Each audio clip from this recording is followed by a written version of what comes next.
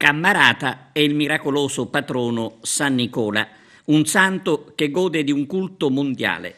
Il culto dei cammaratesi per San Nicola è raccontato in un volume scritto dall'arciprete emerito Don Mario Albanese e dal giornalista Enzo Ligregni.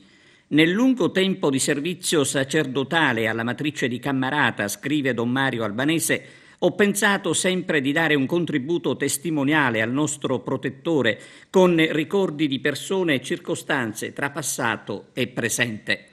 Il libro, aggiunge Don Mario, è un omaggio a tutti i cammaratesi affinché non perdano la memoria delle nostre tradizioni e della nostra storia.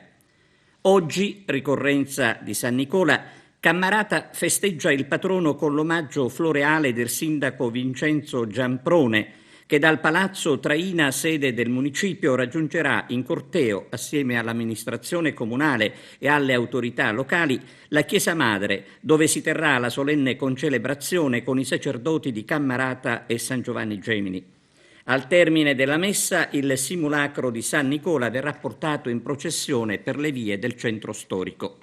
Dicevamo del grande culto per il santo che oggi viene festeggiato in provincia di Agrigento anche a Ribera e nel quartiere agrigentino di Fontanelle, dove si è tenuto il triduo con la catechesi di Don Salvatore Cumia.